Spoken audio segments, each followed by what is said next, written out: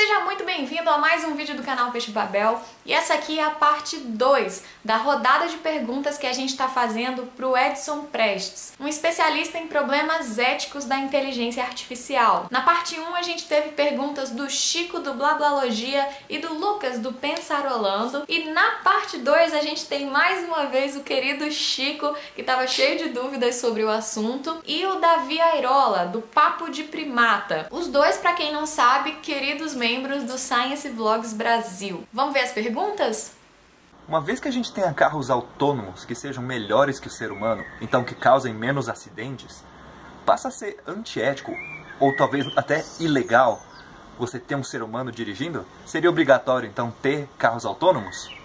Não. Eu acho que isso aí tá fora de cogitação. Não será obrigatório a utilização desse tipo de tecnologia. Até porque existem pessoas, né, que não é o meu caso, por exemplo, que adoram dirigir. Então, tu não vai poder simplesmente impor, baixar um decreto dizendo que essa pessoa ela tem que utilizar um carro autônomo. Não necessariamente. Ela vai continuar dirigindo, normalmente. O importante é que essa tecnologia ela seja desenvolvida não para causar um impacto negativo nessa pessoa. Uma pessoa que gosta muito de dirigir, ela pode até entrar em depressão, caso ela seja obrigada a utilizar uma determinada tecnologia.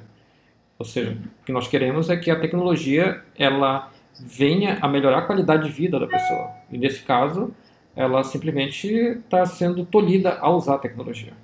Então, você acha que os carros autônomos vão entrar naquele tipo de tecnologia que é mais assistente do que substituta do ser humano? Não, ela pode ser substituta, em alguns casos sim, ela pode ser. Imagina carros compartilhados, né? Você não precisa ter teu carro. Você pode ter um carro autônomo que vai te pegar no trabalho, e esse mesmo carro vai pegar uma outra pessoa no trabalho. A pessoa ela não precisa passar por todo o estresse diário de trânsito por trás de um volante. Mas existem pessoas que gostam de dirigir, que elas gostam desse estresse. Aqui é o Davi Airola do canal Papo de Primata. Eu gostaria de contribuir com essa discussão colocando uma dúvida oriunda das histórias de ficção científica.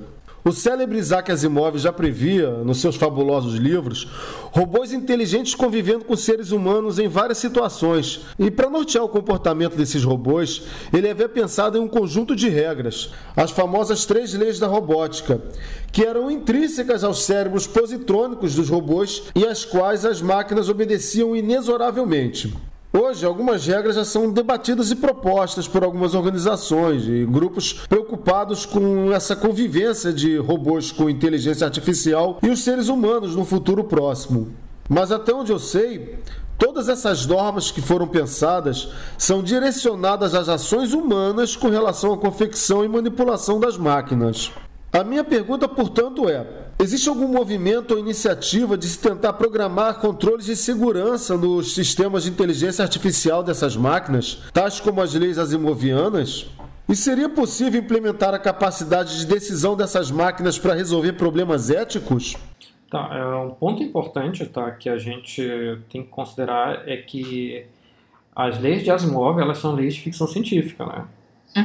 Sim. Até porque toda a responsabilidade, se eu observar as leis, toda a responsabilidade é delegada ao robô. É o robô que não pode matar. É o robô que tem que proteger o ser humano. Okay? Ou seja, considerando o robô com o mesmo nível de cognição do ser humano.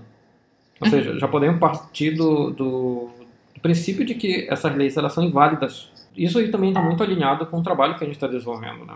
Porque quando a gente pensa na iniciativa global, a gente está pensando em gerar, de uma certa forma, não se fosse uma legislação, né? Nesse momento, um guideline sobre como desenvolver essas máquinas.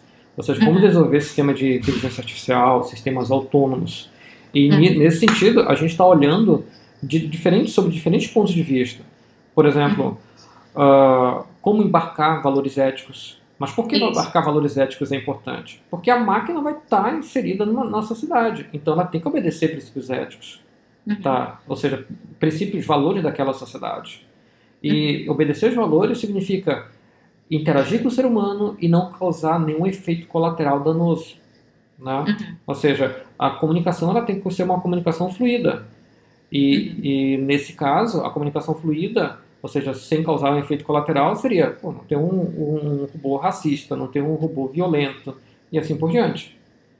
Ou seja, como isso poderia ser possível? O que os desenvolvedores têm que prestar atenção? A gente sempre tem que pensar no desenvolvedor, porque a gente não pode considerar que a máquina ela tem consciência. A gente não pode partir desse princípio. Então, se elas não têm consciência, elas não têm como fazer esse tipo de avaliação, esse tipo de julgamento.